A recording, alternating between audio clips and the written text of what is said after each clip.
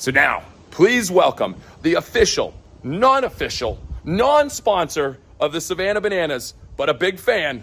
Please welcome John Fletcher. Well, thank you to my friend Jesse Cole, who you see me with from this past Friday's Savannah Bananas game in Houston. My lovely fiance, Rebecca Barksdale, treated me to this bucket list experience as a birthday gift, and I'm so grateful to her.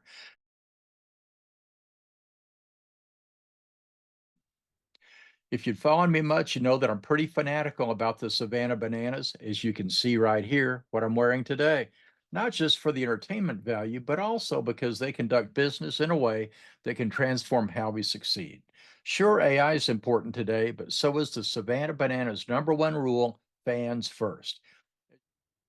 As you watch today's episode of 15 on Fridays with Fletch, you'll see some of their most essential business principles in action. For example, you don't need to chase money. When you take incredible care of your fans, your customers, the money will follow. If you don't know who the Savannah Bananas are, you'll appreciate this gentleman's comments. He was a concessionaire at Dakin Park, formerly Minute Maid Park, where the Astros play. Last year, a few of the season ticket holders, the way they described it, it was the goofiest, silliest, dumbest version of baseball they ever saw, but then it was just an insane amount of fun. The pregame hijinks began with a fitted sheet race.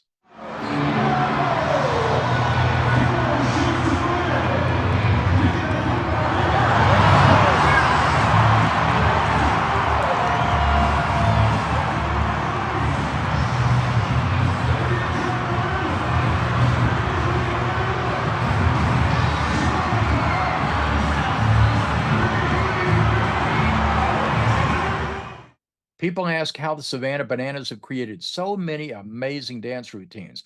Well, they hired a full-time choreographer, Maceo Hernandez, who previously danced for the Joffrey Ballet and was also a contestant in America's Got Talent. Here he is dancing.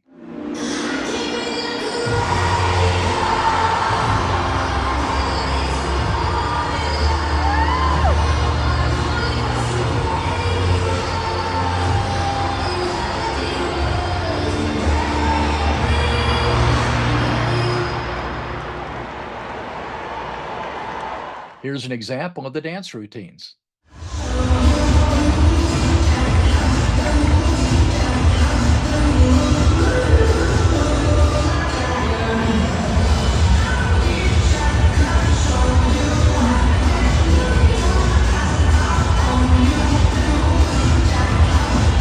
Here I am interviewing Jared Orton, president of the Savannah Bananas. He's been with the team since day one in 2015. Since so many minor league baseball teams had failed in Savannah through the past almost 100 years, guess how many season tickets they sold before the first game? Well, I'll tell you, 2. Yes, 2.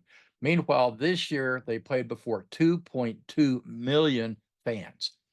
Listen to Jared's story about perseverance and innovation, and most importantly, about the fans.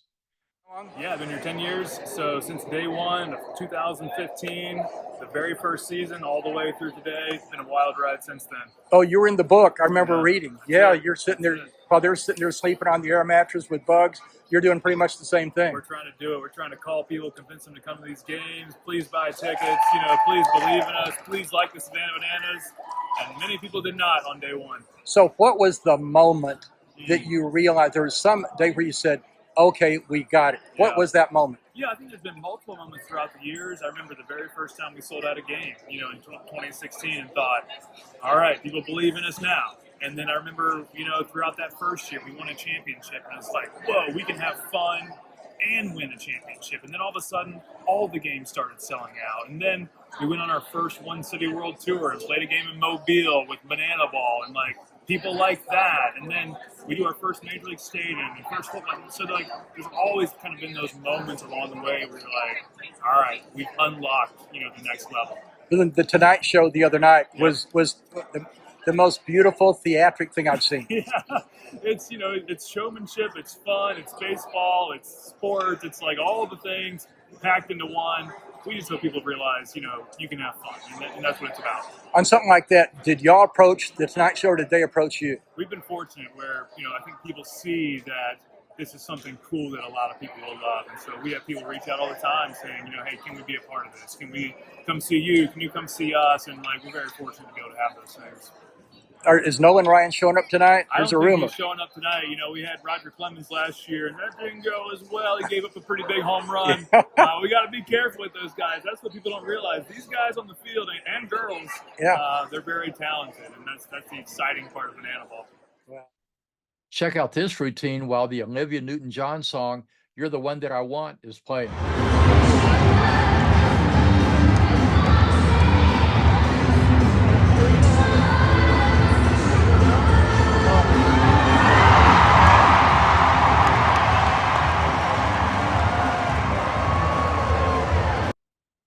The most touching moment occurs when the teams gather for Bananas Foster, their tribute to a local Foster family. Every fan has tears in their eyes during this touching moment. Please join us in celebrating the Cantu family.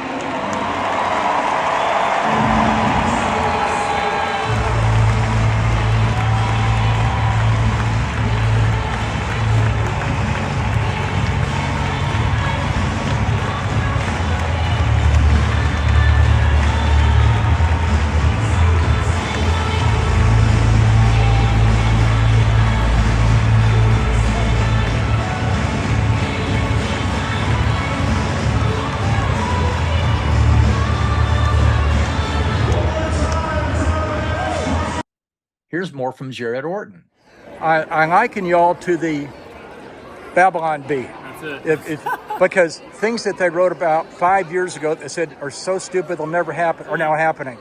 So were there things that 5 years ago y'all said this would never happen, but we're dreaming big and maybe someday it would? Are y'all seeing the germination of things that you talked about 5 years ago? A little bit. You know, what people don't realize about the game that they see tonight is that we began kind of thinking about and testing those rules way back in like 2018, 2019, very quietly. Yeah. And we asked questions like that, like, you know, what if a fan caught a foul ball and it counted as an out, you know? Or, you know, what if there were no walks and no mound visits? And what if you could actually put your best hitter in the lineup with the game on the line? That's like how the golden batter came into life. And so, you know, we do have a lot of those like what if things. And what would it be like? And could we do this? And I think the beauty of banana ball and in our organizations, we don't have any rules, you know, we don't listen to anybody really. And so we can try those things. We can test those things with always thinking about what will be best for our fans. Will they enjoy this? And that's where all those ideas come from. Well, and Jesse says, and the first time that we do most things, they're a disaster. Most of they are. But everybody loves it because you're trying.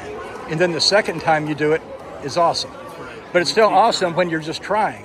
We keep trying. And there's beauty in the failure. There's beauty in figuring things out, testing things, trying things. We've told our team, look, if we're doing things and trying things on behalf of our fans to make things better for them, like that's that fail forward mindset. And we just keep pushing forward, pushing forward, pushing forward. And at some point, we come up with something pretty good. I thought that Jesse's interview with Joe Torre was great, and where he explains how the showdown works out. That's it, the showdown, and also, you know, that quote from Mr. Torre was, you know, I realized that we're not making fun of baseball. You're here to make baseball fun, and we get criticism, we get misconstrued. People don't understand what we're doing sometimes, but that's the mission of this thing. We got a bunch of people out there that love baseball. I love baseball. We got people on staff who love going to baseball games. But we're here to make baseball fun. And that's the exciting part of it. So when you got an off day, what do you do for fun for you? Oh man, what do I do for fun? I rest. I try to. I like hanging out with my family. I love playing golf. I love just being around, you know, the people that I love. For me, we haven't had many off days these past 8 months, and so it's been difficult. It's hard to, you know, focus every single night. We got 80,000 people coming here. You know, we're at the last game of the season. How do we lock in and give it our all and make sure that these people still feel the energy and the passion and excitement that the people on opening night felt? So will y'all go to Bristol, Tennessee and break the record? I hope so. One day we were able to break that record. That was exciting for Major League Baseball. I'm glad they did that. You know, so now we got to figure out, could we do something bigger?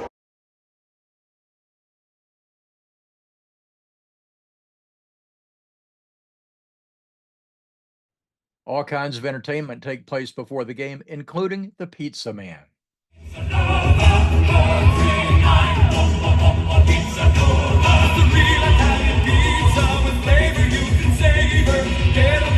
Grazie, da tu yourself a favor. So pick up the phone and call Some of the full-formed bananas, that's the men dancing for the bananas, lead the crowd in YMCA.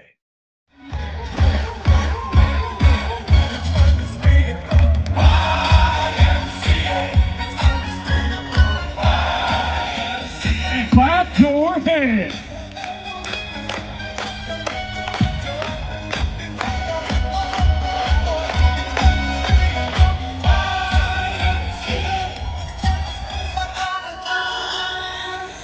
And I see you clap your hands.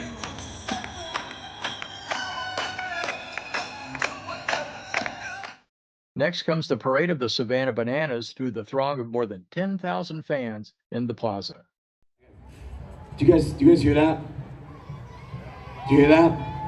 No, not the kids saying 6-7. I hear that, but that's not what I'm talking about. I hear drums. I hear horns. And that's because making their way through the crowd. Ladies and gentlemen, please welcome the cast and players of your Savannah.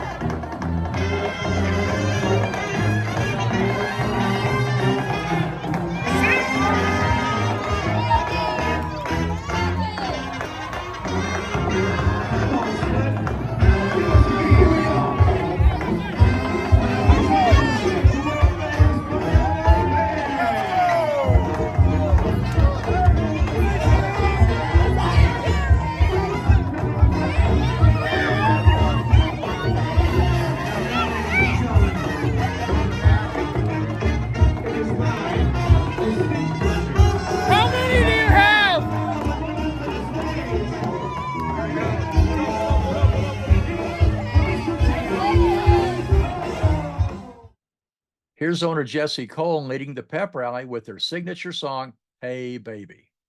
And we're going to go big. So I need you all to join us here and set the tone all the way back. Get those hands up in the air. All the way back. Keep them up there. Keep them up. Here we go. Well, hey, baby. Clap those hands.